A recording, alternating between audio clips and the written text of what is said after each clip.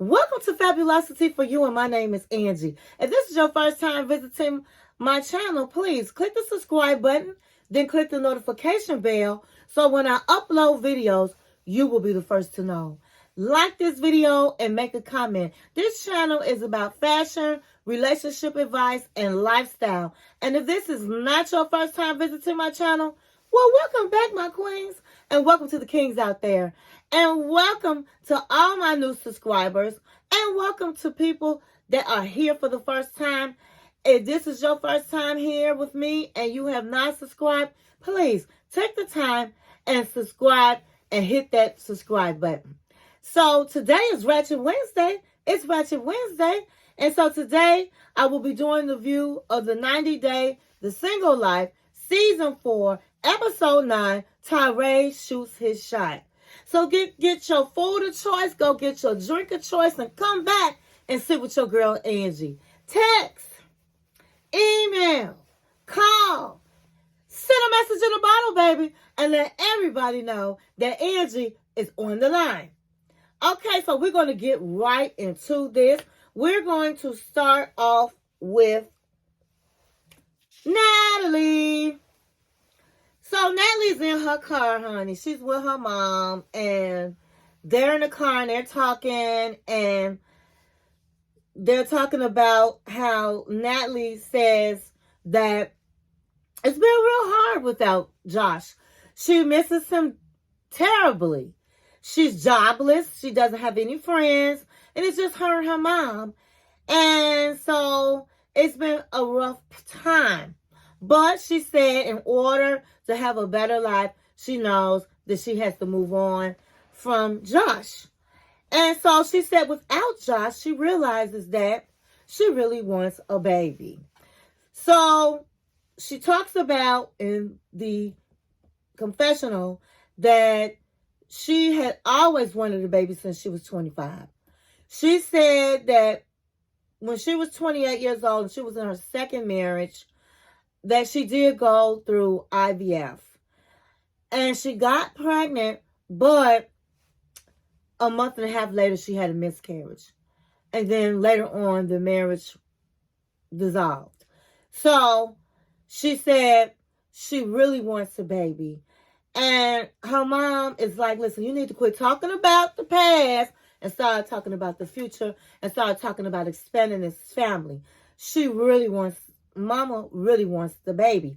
And that just made me think, does Natalie really want a baby? If she's been wanting a baby since 25 years old, don't you think she would have at least had one baby? She said the second marriage ended because of her. So wouldn't you think she would have sat tight with that man and at least had a baby? She married Michael, the third husband. She was so busy trying to run away from Michael because it was too boring and she wants to pursue a career as an actress. Don't you think if she really wanted a baby, she would have stayed with Michael and at least had a baby? I really don't think Natalie want a baby like that. But that's just my opinion. So they pull up and they go inside and she's at an IVF clinic. So she talks to the doctor and she says that she wants a baby. She's 38 and told him all the things she's been through, the miscarriage, and she's afraid that it might be too late. So she wants to try to have one. And she mentioned she was alone. So he said, did you want to buy sperms? And so she was like, yes. And so this lady comes in and shows her the different letters from the anonymous sperm donors. And she's reading them and she's getting all choked up and she's seeing the babies and they're like, oh, they're so cute. I just want a baby. And mom was like, oh, we want a baby. You know what I mean? So she was like, oh my God, these educated people, I can just really see myself having a connection with them.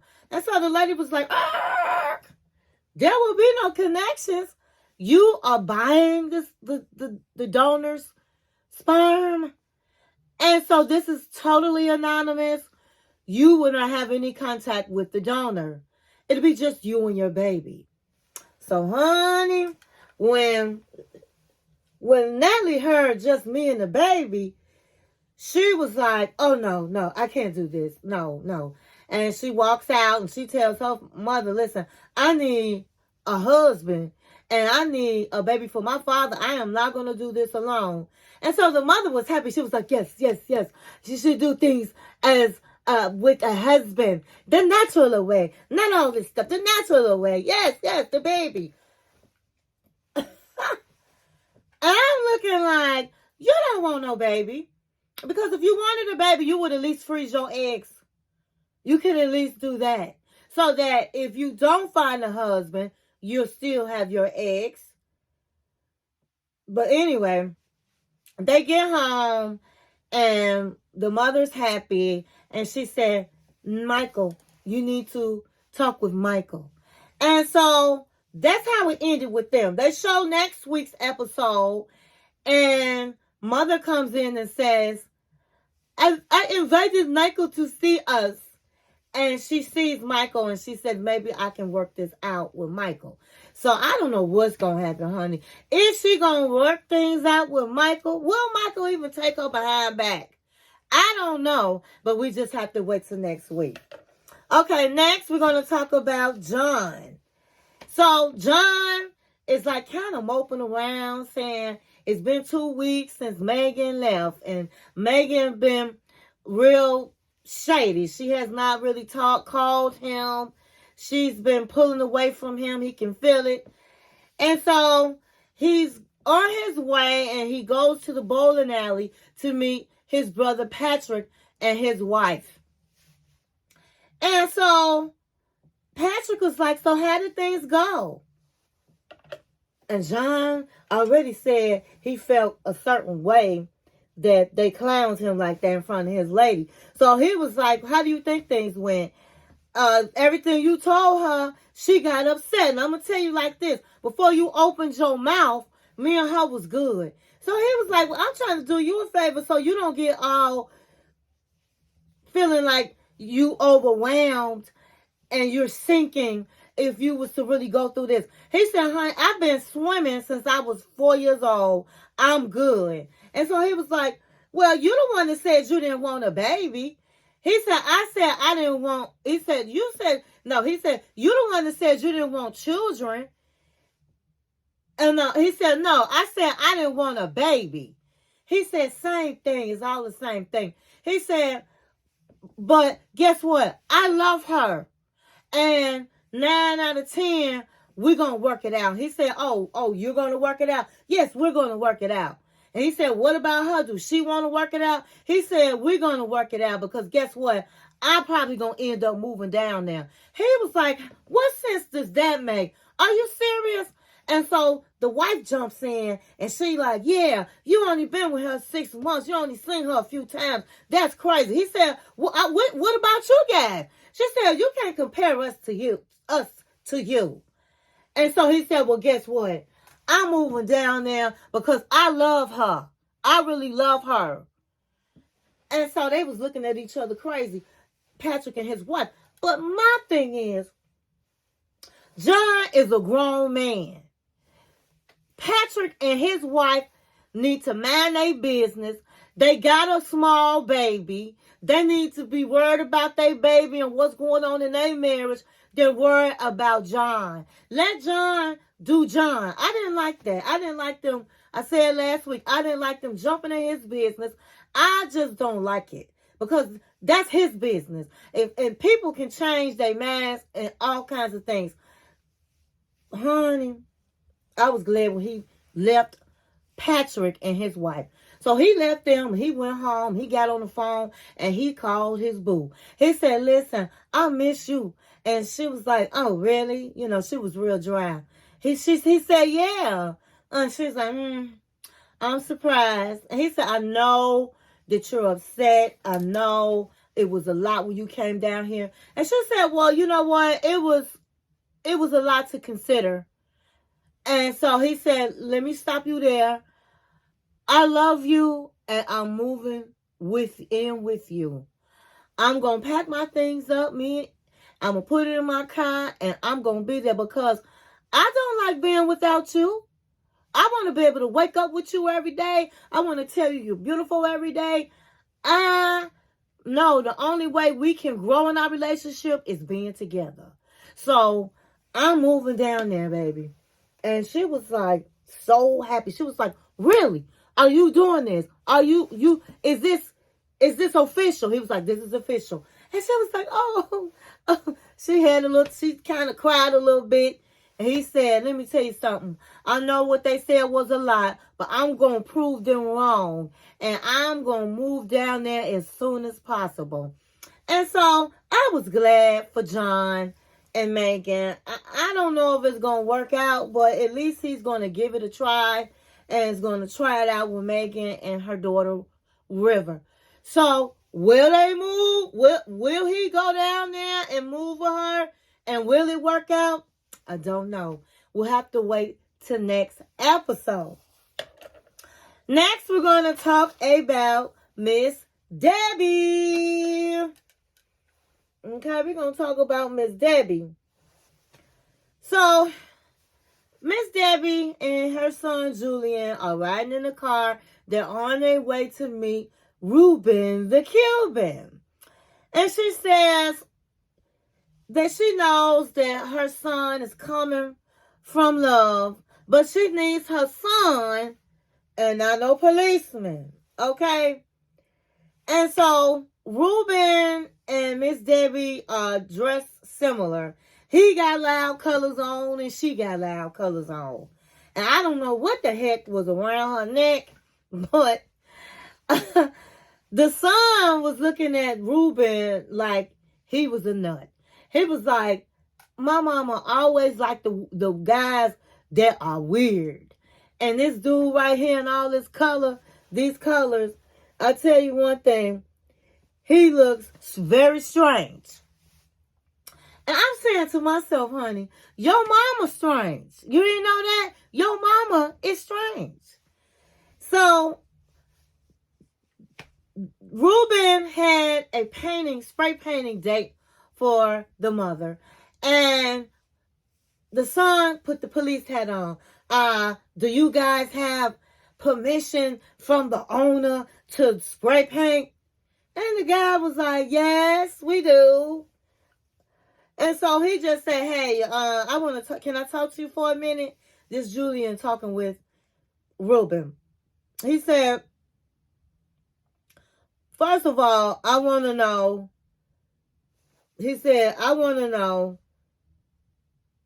what kind of work do you do?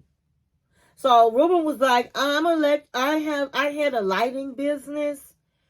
And he said, oh, well, what drew you to my mom? He said, well, she was beautiful. I love blonde hair. I always date women with blonde hair. I saw the blonde hair. I saw her smile. And I really wanted to get to know her when I saw her smile. She was beautiful. And he said, okay. He said, have you ever been in trouble with the law? He said, I've never been in trouble with the law. I don't drink. I don't smoke. Now, I said, when he said he don't drink, him and Miss Debbie and Ruben had a mojito. So I think that's drinking. Maybe he don't drink as often, but we saw him with a drink, okay? So he said, okay, so you live in Miami. My mama live in Atlanta. How were you guys going to date? And so he said, well, I was talking to her about that, and I was telling her that she would have to move to Miami because I'm taking care of my parents. And so he said, well, see, that's a concern because I don't know if she told you this, but in her last relationship, it's just a red flag because they met the same way you guys met. And he told her she had to come down there. She moves to Morocco with a 24-year-old. And oh my God, Ruben was like Morocco, a 24-year-old. And he was like, yeah. And it didn't go well, of course. And they broke up. And she still sends money to his family members. And so you understand why I'm concerned? And he said, oh, yes. I don't have a problem with you being concerned because that is your parents. The same way I'm concerned with my parents. And that's what drew me as well, because she's a family person. But trust and believe, I don't want any money from your mama. So he was like, okay, well, y'all continue on y'all date. This date is for you two. And I just thought, number one, he didn't have no business telling his mama business. It's okay to ask questions and all of the things, but to say that she moved with Osama and he was 24 and she's sending him money, that was not his place to say. I tell you, family members are overstepping their boundaries. And then Ruben was like, oh, that's taking me aback, because I'm sorry, I want a woman that's just going to be into me. I don't need no woman that's still caught up with her ex and sending money over to the family. I have to really talk about this with Miss Debbie to see if we really on the same page. So meanwhile, Miss Debbie looking and saw her son was looking crazy over there, and this was before he left. But she was like, wow, my son has busted me out. Because Ruben was like, listen, we need to talk. And so I just felt like that he overstepped boundaries when he told her business. It's one thing to ask questions and making sure he's okay, and it's another running your mouth. So I really didn't like that. And last but not least, we're going to talk about Tyray. So Tyray meets a woman at a club in New Orleans with his brothers. And she says her name is Raina. She's from Maryland. She received the undergraduate degree there as well as her master's. So this is who he want to holler at. So they started dancing, and he was like, she's a thickums. She is beautiful. I love her hair, and she's dancing like she's dancing for her life, and all eyes are on her, including me. And so after they danced, he asked her if she wanted to step out on the balcony and talk because it was hot, and she was like, yes. So they get out there, and she asked him what he do for a living, and he was like, well, right now I take care of my mother. She's sick. And she was like, okay. Well, my mom was sick before too. And she said, well, how old are you? He said, I'm 33 years old. And so she was like, well, I'm 25. And so he said, would you like to hang out with me tomorrow? Either Saturday or Sunday, I'm free all day. So she said, that'll work. So they hug each other, and in confessional, she said he's really a genuine guy, and that the ball is in his court, and he said that he's very attracted to her. She's a pretty girl, and he's glad that she accepted to meet with him the next day. So the next day comes around, and they meet at a house party. And so he liked the vibe there, he and his brothers. And so she's like, wow, those are some nice beads you have on. And he was like, oh, okay, would you like them? And so would you want them? And so she said, well, if you want to give it to me. And he said, well, you got to do something to get them. And I'm looking at him like, no, you didn't. Oh, no, you didn't. What? Tyray? So she was like, well, what do I have to do to get it? And he was like, and so she was like, well, can I kiss you on your cheek? And so he was disappointed, but he was like, yeah, you can. So she kissed him on the cheek, and he gave her the beads and all of the things. And then he said, hey, I got some food back at my hotel and we can sit by the pool because it's like really hot. And she was like, I'm with it. Let's go. So he asked his brothers, they want to go back to the hotel. They was like, no, you just do your thing. Have fun. So she drives them back to the hotel. And they asking each other what they really looking for. And she's like, well, I'm somebody, I really don't have a type. I go by the flow of things, how I feel, that kind of thing. Because I really don't want to put myself in a box. What about you? So Tyray says what he's looking for and all of the things. And so then he said, well, if you and I really connect, do you think you could do a long distance relationship? And she was real uncomfortable with the question. She said in the confessional, he seems like a genuine guy. He would make a great boyfriend, but it's all about timing. And so she said, well, it's kind of soon for that. I really can't say what could happen. But I know I'm really not into long distance relationships. But I definitely would want to keep in contact because, hey, we're reviving. You're a nice person. You will make a great boyfriend with somebody. But it's just not good timing for me. And he was real let down. He was like, oh, okay, well, you know. And so he walks her to the car and he gives a big hug.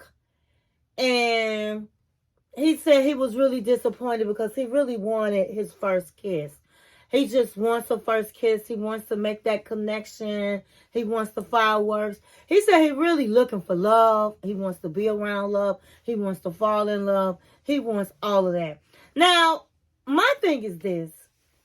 He gonna keep getting disappointed until he, as I said a couple of episodes, that Tyray needs to lose weight.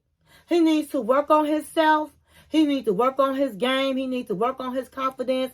He needs to get in that gym. He needs to have a good diet. And he needs to work out and get his health together. Because all the women he's trying to go after, this woman has an undergraduate degree, a master's degree.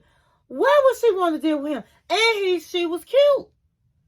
So, girl, bye. He's not going to have any luck until he just decides to work on himself. Now, what I am happy on is in this episode, he steps his game up and he goes for what he knows. Closed mouths don't get fed, baby. If you really want a kiss, honey, ask for it. All somebody can say is no. All somebody can say is girl, bye. Okay? But I love that he did step out of his shyness and jumped in and said what he wanted. And did that was the best part of the night.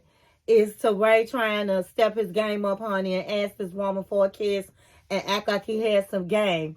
But that's all I have. I hope you enjoyed this review. And thank you for watching my channel.